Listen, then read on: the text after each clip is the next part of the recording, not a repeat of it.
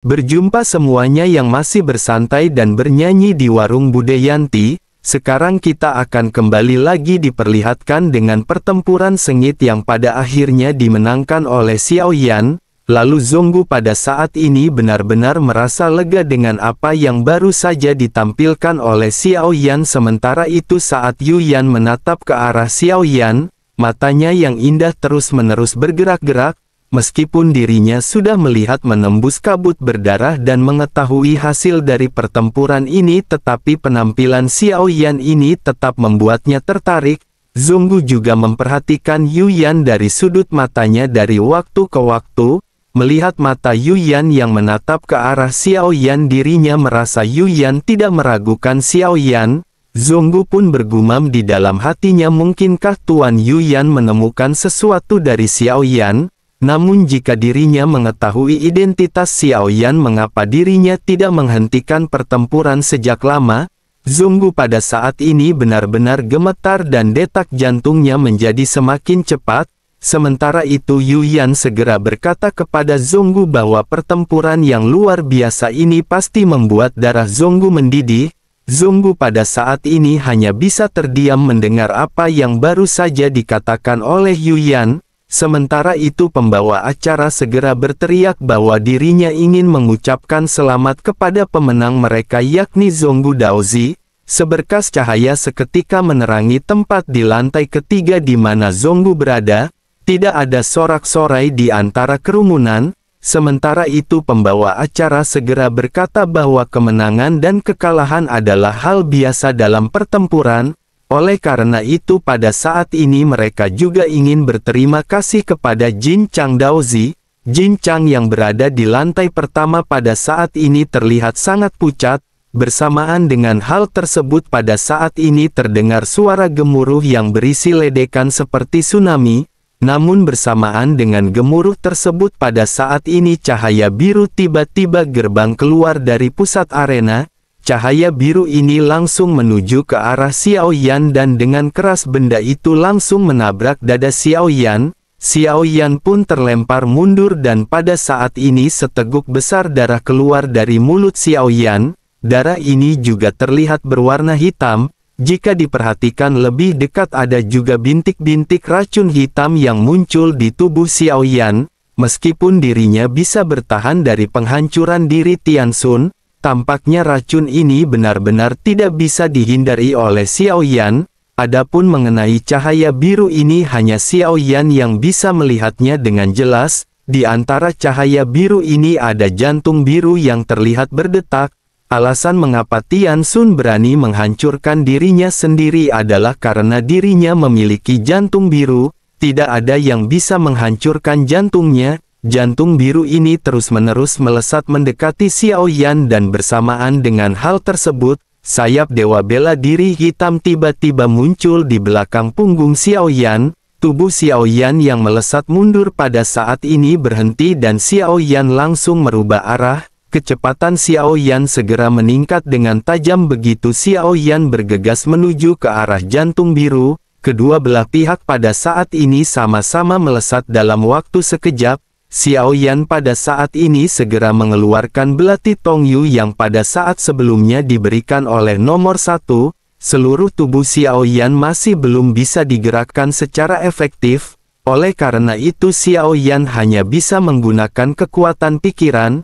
Begitu Xiao Yan mencabut belati Tongyu, Xiao Yan segera kembali menyemburkan seteguk besar darah hitam. Xiao Yan juga pada saat ini langsung melesatkan belati tersebut dan sesaat kemudian, dengan pikirannya sebuah pil melayang yang keluar dan segera ditelan oleh Xiao Yan. Pil ini adalah pil pemecah racun Tianling yang dipercayakan untuk dimurnikan oleh Xiao Yan. Untuk berjaga-jaga Xiao Yan memurnikan pil tambahan, tetapi Xiao Yan tidak pernah berpikir bahwa ini akan segera digunakan. Sesaat setelah itu Xiao Yan pada akhirnya bisa merasakan tubuhnya semakin ringan dan racun perlahan-lahan dikeluarkan dari tubuh Xiao Yan. Xiao Yan juga segera menatap ke arah jantung biru di kejauhan yang mengeluarkan jeritan yang tajam. Di jantung biru ini ada bekas pisau dan darah biru mengalir keluar. jantung biru ini berusaha untuk melarikan diri, tetapi pada saat ini sebuah tangan genggamnya dengan erat. Sosok Xiao Yan benar-benar telah berada di hadapan jantung biru dan segera mulai berbicara. Xiao Yan berkata bahwa pertempuran antara Raja Roh dan Xiao Yan berlangsung sengit, tidak ada yang bisa lolos tanpa cedera. Hari ini Xiao Yan akan benar-benar menghancurkan Tian Xun. Bersamaan dengan Xiao Yan yang selesai berbicara, Xiao Yan pada saat ini tampak terlihat lumuran darah gas hitam. Ini adalah racun yang baru saja berada di tubuh Xiao Yan yang dikeluarkan oleh pil pemecah racun Tianling. Ternyata alasan mengapa Xiao Yan tidak segera meminum pil tersebut ketika Xiao Yan diracuni adalah karena Xiao Yan dengan sengaja. Xiao Yan ingin membuat Tian Xun berpikir bahwa Xiao Yan juga telah berada di ujung kekuatannya. Dengan begitu maka Tian Xun tentu saja akan mengambil inisiatif untuk menghabisi Xiao Yan. Itulah yang pada akhirnya memberikan Xiao Yan kesempatan untuk mendekati Tian Xun dan menghancurkan jantungnya. Begitu racun ini dikeluarkan, Xiao Yan pada akhirnya mulai pulih dari luka parahnya.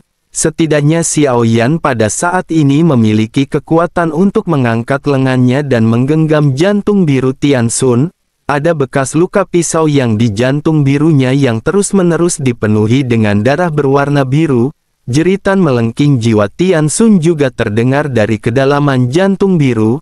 Setelah beberapa saat darah biru terus mengalir, jantung secara bertahap kembali ke warna merah aslinya.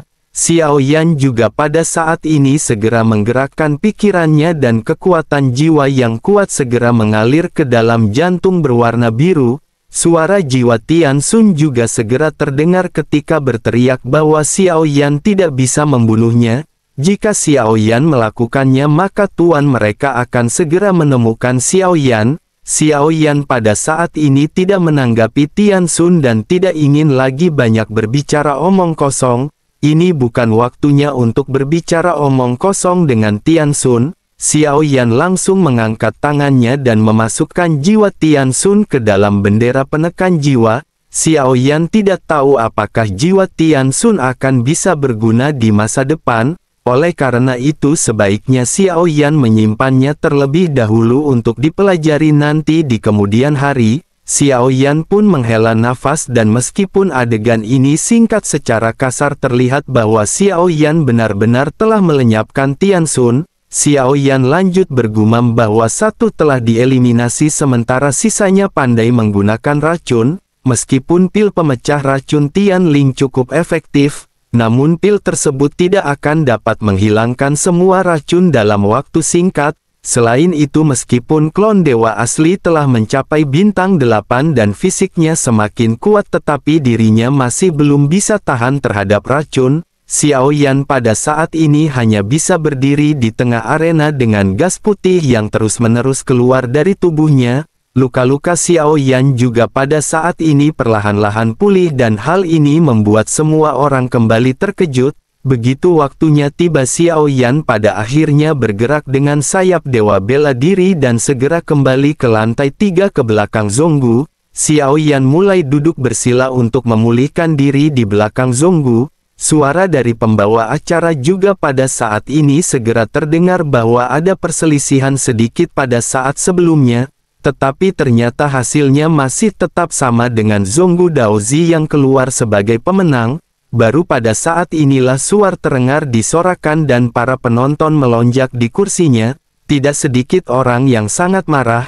Terdengar suara pelecehan dan ledekan yang tidak ada habisnya yang tentu saja ditujukan kepada Jin Chang. Ada juga beberapa orang yang terlihat gembira dan orang-orang ini adalah orang-orang yang bertaruh kepada Zhonggu. Zhonggu pada saat ini berdiri tetapi Zhonggu tidak menunjukkan ekspresi bersemangat sama sekali. Zhonggu berusaha menekan kegembiraannya dan ekspresinya pada saat ini masih tetap tenang. Perlahan-lahan Zhonggu mengangkat kepalanya untuk menatap ke arah Jin Chang yang berada di lantai pertama. Keduanya saling memandang dari kejauhan dan Zhonggu pada saat ini tersenyum sopan. Zhonggu sedikit menangkupkan tangannya ke arah Jin Chang yang memiliki ekspresi pucat. Suara pembawa acara juga kembali terdengar ketika berkata bahwa karena Zonggu Daozi telah menang, semua budak dewa yang berpartisipasi dalam pertempuran akan menjadi milik dari pemenang. Mendengar hal ini, Jin Chang benar-benar tidak lagi bisa duduk diam. Dirinya telah kehilangan langkah ke-9 keabadian Kaisar dan sekarang dirinya kalah dan dirinya benar-benar akan segera kehilangan Long Biao. Ini juga merupakan budak dewa yang paling dibanggakan dan selalu memberikan kemenangan pada Jin Chang. Jin Chang pada akhirnya segera berkata kepada Zonggu bagaimana jika mereka membicarakan permasalahan ini secara pribadi. Zonggu sedikit meledek begitu mendengar apa yang dikatakan oleh Jin Chang. Zonggu pada saat ini merasa bahwa Jin Chang sepertinya benar-benar ingin berlaku curang. Tentu saja Zonggu tidak akan membiarkan hal tersebut terjadi. Zonggu sambil tersenyum pun segera berkata jika Jin Chang Daozi ingin mengatakan sesuatu sebaiknya dirinya mengatakannya sekarang. Wajah Jin Chang pun seketika menjadi gelap mendengar apa yang baru saja dikatakan oleh Zonggu. Jin Chang pada saat ini menggertakkan gigi karena jika dirinya terus berada di sini dirinya benar-benar tidak akan bisa melanggar aturan. Meskipun dirinya adalah seorang Daozi, jika dirinya melanggar aturan dirinya benar-benar akan mendapatkan hukum yang berat. Namun meskipun begitu Jin Chang pada saat ini masih belum ingin menyerah kepada Zonggu. Jin Chang segera berkata bahwa Zonggu Daozi memiliki budak dewa yang sangat kuat. Jin Chang hanya memiliki budak dewa ini yang terkuat di antara budak dewa yang dirinya miliki. Bisakah Zonggu pada saat ini menukarkan budaknya dengan poin kontribusi kepada Zonggu? Mendengar hal tersebut Zonggu pada saat ini tampak terlihat berpikir. Jin Chang seketika dipenuhi dengan rasa percaya diri melihat ekspresi dari Zonggu. Meskipun dirinya telah dikalahkan tetapi sejujurnya jika membandingkan kekuatan antara mereka berdua dapat dilihat bahwa Zonggu lebih lemah dan dirinya tidak akan berani kepada Jin Chang. Namun ekspektasinya langsung dirubuhkan dengan Zonggu yang pada saat ini kembali mulai berbicara. Zonggu berkata bahwa dirinya telah lama mendengar tentang budak dewa milik Jin Chang Daozi. Sekarang dirinya tidak memiliki banyak budak dewa yang dirinya bisa gunakan. Oleh karena itu dirinya ingin meminta maaf kepada Jin Chang Daozi karena tampaknya Jin Chang Daozi harus berpisah dengan budak dewa miliknya. Kepercayaan diri Jin Chang pada saat ini benar-benar runtuh mendengar apa yang dikatakan oleh Zonggu. Jin Chang pun seketika kembali berkata dengan sedikit nada marah agar Zonggu jangan melakukan hal-hal yang ekstrim seperti ini. Jika tidak maka jalan di hadapan Zonggu Daozi akan benar-benar sangat sulit. Mendengar ancaman ini Zonggu sedikit tersenyum dan berpikir tampaknya Jin Chang lupa bahwa pada saat ini ada sosok Tuan Yuyan di samping Zonggu. Zonggu pun segera berkata bahwa tidak peduli apa yang dikatakan oleh Jin Chang Daozi, jalan Zonggu selama ini tidak pernah mudah. Dirinya telah memilih jalan yang sulit dan dirinya dengan begitu tidak lagi perlu takut. Mendengar hal tersebut mata Jin Chang pada saat ini segera bersinar dengan cahaya dingin. Jin Chang juga benar-benar tidak berani melanggar aturan yang ada di aula budak dewa Asura.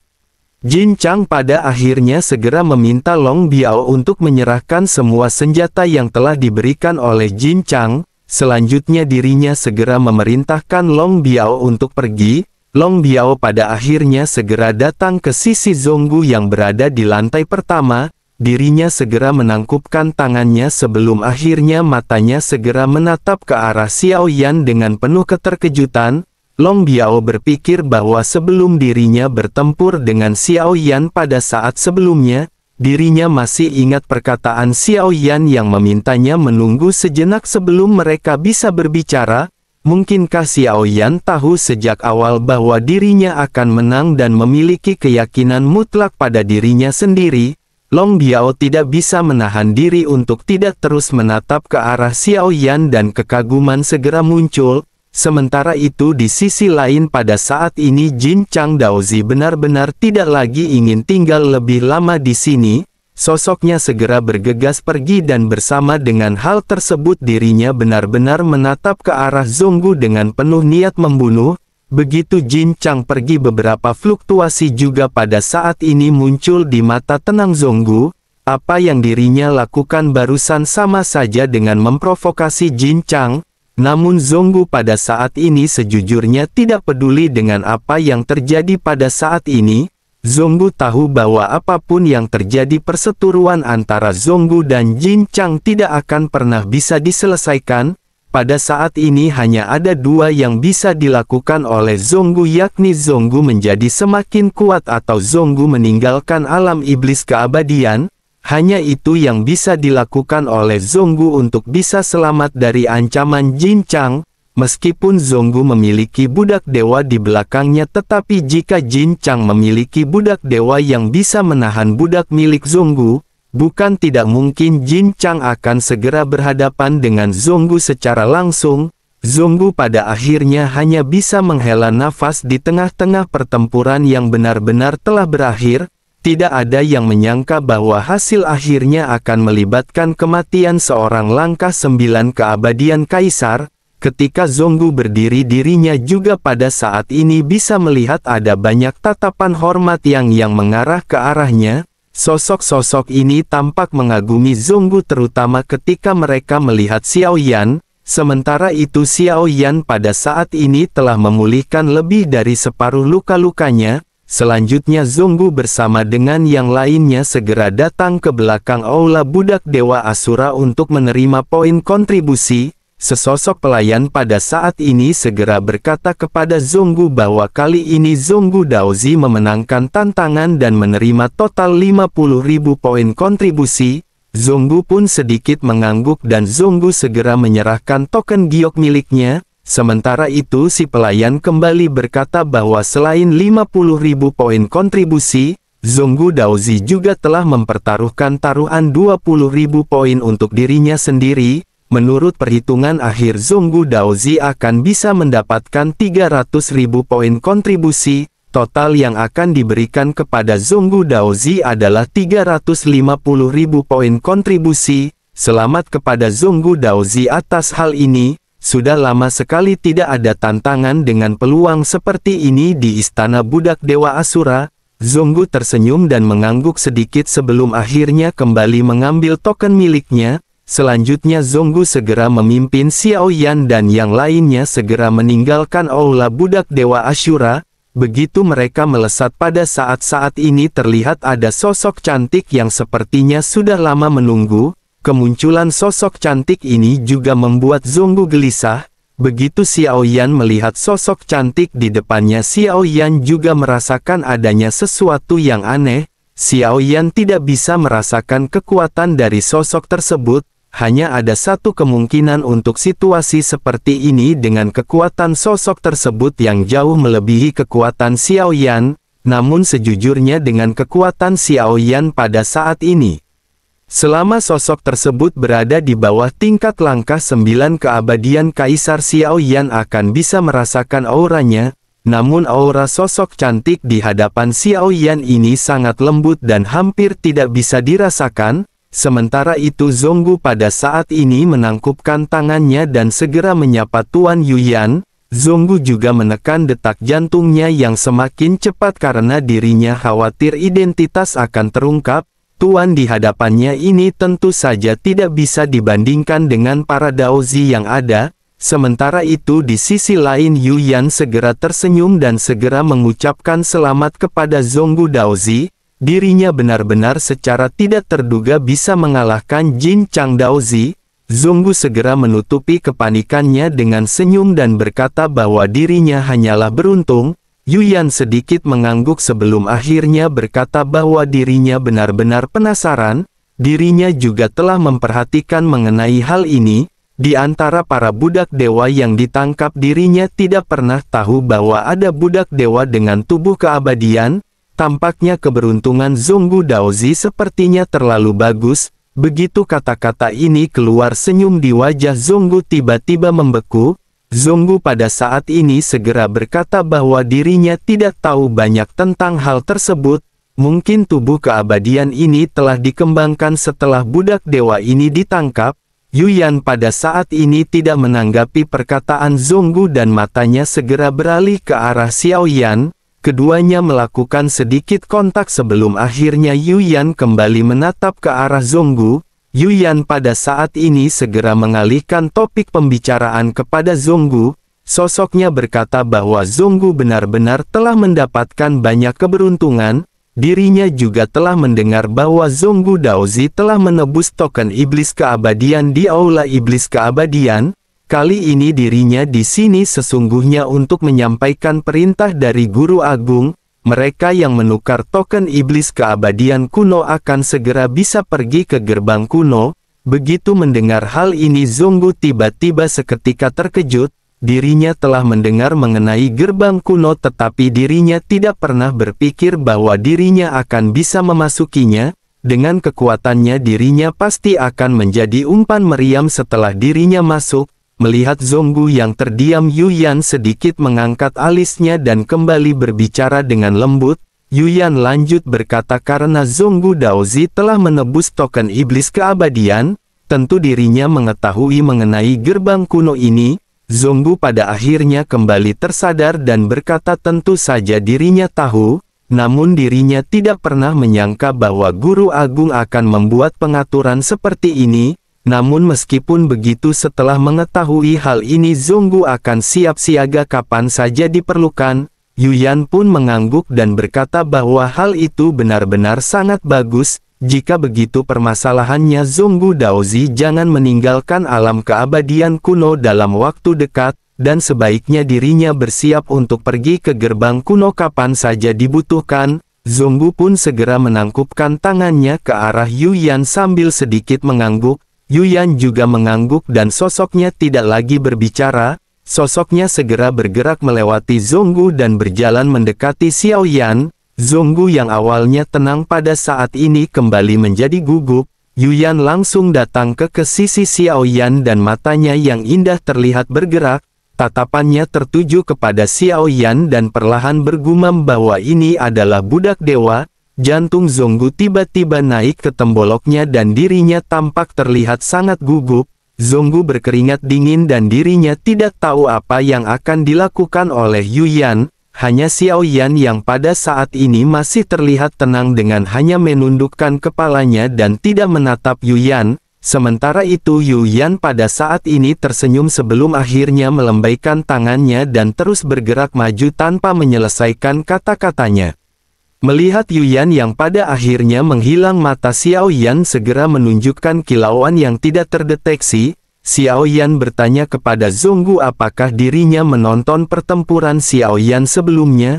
Zonggu menghela nafas dan mengangguk dan berkata bahwa meskipun dirinya datang di pertengahan, secara keseluruhan dirinya telah melihat pertempuran yang dilakukan oleh Xiaoyan. Xiaoyan terus bertanya kepada Zonggu apakah status dari Yuyan ini di alam iblis keabadian kuno. Zonggu pun segera menjelaskan bahwa dirinya adalah salah satu tuan dan orang yang paling kuat di alam iblis keabadian kuno. Kekuatannya dikatakan telah mencapai tingkat keabadian dewa.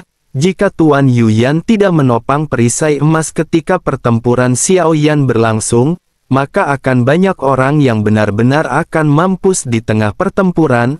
Xiaoyan merenung begitu Xiaoyan mendengar apa yang dikatakan oleh Zonggu. Setelah mengajukan lebih banyak pertanyaan, Xiaoyan merasa sedikit aneh dengan penampilan Yuyan. Xiaoyan pun bergumam di dalam hatinya apakah dirinya melihat Xiaoyan menggunakan pil pemecah racun Tianling. Reaksinya juga sangat aneh dan percakapannya dengan Zonggu juga terasa aneh. Dirinya jelas tahu bahwa segel budak milik Xiaoyan mungkin palsu, namun dirinya memilih untuk mengabaikannya dan hal ini tidak masuk akal. Dirinya benar-benar tidak memiliki alasan yang tepat untuk mengabaikan segel ini dengan sengaja. Pasti ada alasan di balik semua ini dan mungkinkah sosok ini adalah sosok nomor 4? Xiaoyan menggertakkan gigi dan Xiaoyan pada saat ini memutuskan untuk mengesampingkan permasalahan ini terlebih dahulu. Xiaoyan pada saat ini telah menerima 350.000 poin kontribusi. Xiaoyan berencana untuk segera pergi ke Aula Alam Iblis Keabadian Kuno. Xiao Yan berpikir karena Tian Xun bisa ditebus oleh Jin Chang dengan poin kontribusinya, maka Ning Yao juga akan bisa ditebus oleh Xiao Yan. Jika dirinya bisa dikendalikan dengan segel budak maka Xiao Yan akan bisa mengurungnya. Xiao Yan pada akhirnya segera menyampaikan pemikirannya ini kepada Zhonggu. Zhonggu pun mengangguk dan segera memimpin kelompoknya untuk bergegas menjauh menuju ke aula alam iblis keabadian kuno. Tantangan ini benar-benar telah diselesaikan dan pertempuran juga berlangsung dengan spektakuler. Dengan begitu nama Zhonggu juga telah berada di puncak loh batu setinggi 100 meter. Begitu Zhonggu berjalan di alam iblis keabadian kuno sebelumnya tidak ada di antara kerumunan yang mengenalinya. Namun ketika Zhonggu keluar menjadi pemenang di pertempuran di aula budak Dewa Ashura, semua orang pada saat ini menatap ke arah Zhonggu dengan penuh hormat.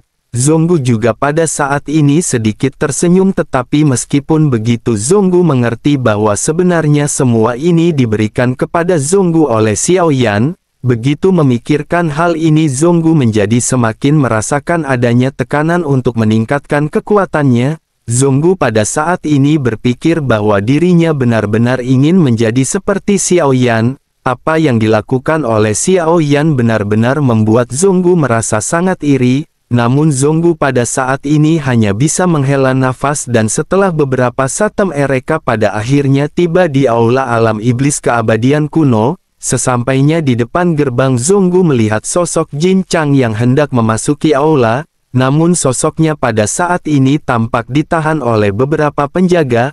Pemimpin dari penjaga ini juga segera berkata bahwa Tuan Yu Yan telah memerintahkan agar Jin Chang Daozi tidak diizinkan memasuki aula. Oleh karena itu sebaiknya pada saat ini Jin Chang Daozi jangan mempermalukan dirinya sendiri. Wajah Jin Chang pada saat ini terlihat pucat dan dirinya benar-benar tidak lagi diizinkan untuk memasuki aula. Tampaknya dirinya berniat untuk kembali menebus budak dewa. Tian Xun telah mati di dalam pertempuran dan Long Biao pada saat ini telah diserahkan kepada Zhonggu. Dengan begitu maka dirinya pada saat ini tidak lagi memiliki budak dewa yang kuat. Begitu Zhonggu datang ke gerbang Jin Chang juga pada saat ini seketika menoleh. Jin Chang menggertakkan gigi dengan marah sementara Zhonggu pada saat ini tersenyum kepada Jin Chang. Namun Zhonggu juga hanya menatap Jin Chang sekilas sebelum akhirnya bergegas pergi. Begitu Zhonggu berhadapan dengan para penjaga ini segera menangkupkan tangannya dengan penuh hormat. Pemimpin para penjaga ini segera berkata bahwa setelah pertempuran hari ini, Zhonggu Daozi pasti akan menduduki peringkat pertama dalam daftar kekuatan Daozi. Mendengar hal tersebut Zhonggu pada saat ini sedikit tersenyum dan mulai berbicara. Dengan suara keras Zhonggu berkata bahwa dirinya sesungguhnya tidak ingin menjadi yang pertama. Dirinya hanya ingin setidaknya dirinya diizinkan masuk ke aula alam iblis keabadian kuno. Jin Chang yang mendengar hal ini seketika menjadi semakin pucat dan dirinya benar-benar merasa marah. Dirinya benar-benar tertekan karena telah dikalahkan di istana budak Dewa Ashura. Kata-kata Zhonggu ini juga tidak diragukan lagi merupakan kata-kata yang mematikan dan menyayat hati. Jin Chang tidak bisa menahan diri untuk berteriak keras bahwa Zhonggu benar-benar sedang mencari kematian. Mendengar teriakan tersebut Zhonggu pada saat ini bahkan tidak menoleh sama sekali dan terus berjalan ke dalam aula. Begitu sampai pada saat ini Xiao Yan menjadi orang yang pertama yang matanya menatap ke arah tablet batu. Di sini tertulis banyak budak dewa yang bisa ditebus dan Xiao Yan segera mencari di sekitar. Xiao Yan memeriksa nama dari para budak dewa dan tidak menemukan nama Ning Yao. Kekuatan budak dewa yang terpampang hanya berada di langkah keempat keabadian kaisar. Xiao Yan pun sedikit kecewa ketika Xiao Yan tidak menemukan nama Ning Yao. Jika begitu permasalahannya maka Xiao Yan tidak akan bisa menahan Ning Yao. Ning Yao merupakan orang yang pandai menggunakan racun yang justru membuat Xiao Yan semakin takut. Xiao Yan bisa merasakan bahwa sosok Ning Yao ini sesungguhnya jauh lebih berbahaya jika dibandingkan dengan Tian Xun. Namun karena tampaknya Ning Yao telah ditebus oleh orang lain, Xiao Yan pada saat ini hanya bisa menghela nafas. Xiao Yan pada akhirnya mengalihkan pandangannya ke arah tablet batu yang bertuliskan pil keberuntungan Qi. Xiao Yan kembali bertanya kepada Zonggu melalui transmisi jiwa apakah pil ini benar-benar efektif. Zonggu pun segera menjawab bahwa itu tentu saja. Tetapi hal ini juga tergantung pada individunya sendiri. Jika dikombinasikan dengan gua keberuntungan maka efek menelan ramuan ini bisa maksimal. Xiao Yan pada akhirnya tanpa ragu segera memerintahkan Zonggu untuk menukar 10 pil keberuntungan khusus. Zonggu pun mengangguk dan segera bergegas memberitahu pelayan yang berada di samping. Pada akhirnya transaksi pun dimulai dan poin kontribusi Zonggu berkurang. Melihat hal ini Zonggu pada saat ini merasakan rasa sakit di dalam hatinya. Dalam sekejap pada saat ini hanya tersisa 150.000 poin kontribusi. Zonggu pada akhirnya menghela nafas dan segera kembali berbicara kepada Xiao Yan. Zonggu menjelaskan bahwa memasuki gua juga membutuhkan beberapa poin kontribusi. Setidaknya mereka perlu menyiapkan 100.000 poin kontribusi. Xiao Yan pun sedikit mengangguk dan Xiao Yan segera mengangkat kepalanya mengamati banyak loh batu. Xiao Yan pada saat ini melihat banyak keterampilan yang bisa ditukar dengan poin kontribusi. Banyak juga keterampilan yang dikenali oleh Xiao Yan seperti 82 tinju para dewa. Namun Xiao Yan pada saat ini tidak mengetahui apakah informasi yang terkandung di dalamnya asli atau tidak. Xiao Yan memutuskan untuk mengesampingkan permasalahan ini dan Xiao Yan kembali melihat ke arah tablet batu di sekitar. Xiao Yan banyak menemukan nama-nama yang sangat familiar. Namun begitu melihat angka poin kontribusi yang harus ditebus, Xiao Yan pada saat ini menggelengkan kepalanya.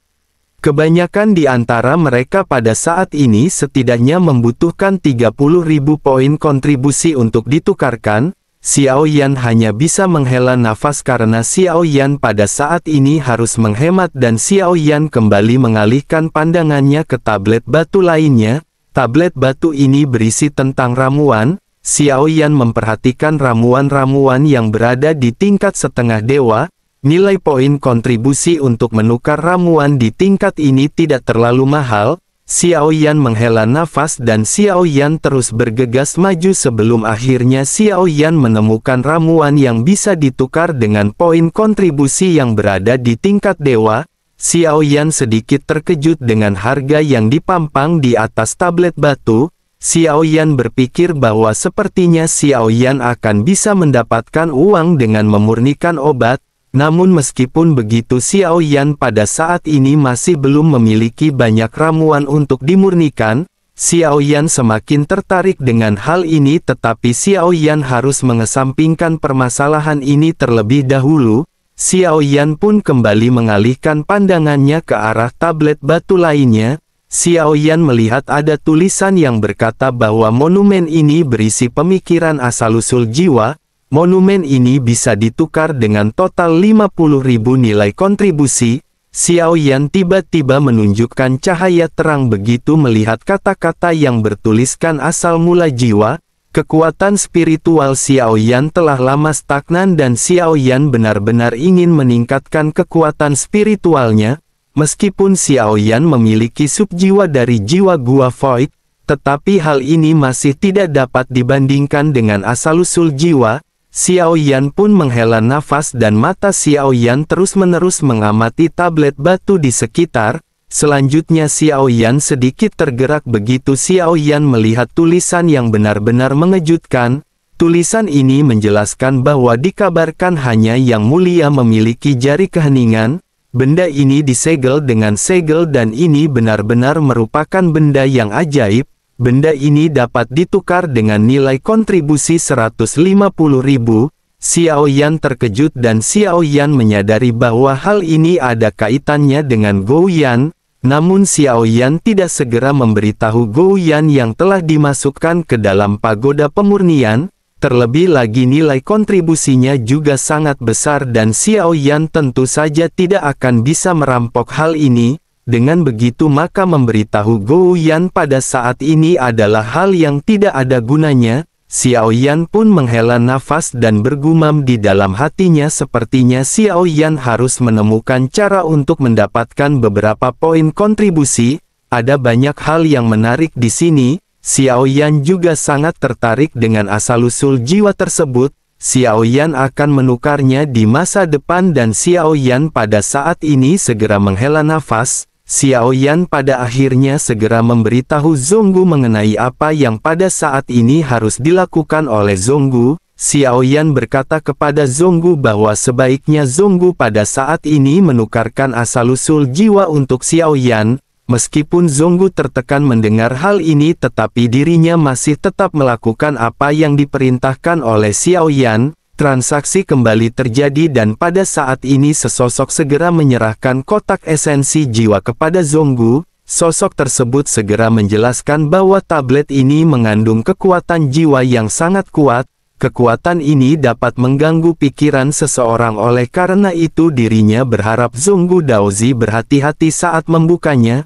Zonggu mengangguk dan saat ini Zonggu segera menyimpannya ke dalam cincin penyimpanan. Sekarang hanya tersisa 100.000 poin kontribusi dan Xiao Yan pada saat ini memutuskan untuk bergegas menuju ke gua keberuntungan. Xiao Yan segera memberitahu rencananya kepada Zonggu dan Zonggu pada saat ini segera mengikuti perintah Xiao Yan. Mereka pada saat ini bergegas langsung menuju ke arah gua keberuntungan dan begitu melihat hal ini, banyak sosok yang mulai mengagumi Zonggu pada saat ini diam-diam mengikuti Zonggu. Mereka sangat penasaran karena arah yang dituju oleh Zonggu ini adalah gua keberuntungan. Mereka ingin tahu apakah Zonggu pada saat ini ingin meningkatkan kekuatannya atau tidak. Banyak sosok pada akhirnya segera memutuskan bergegas menuju ke arah yang dituju oleh Zonggu karena di sana diberitakan telah ada janda versi yang terbaru.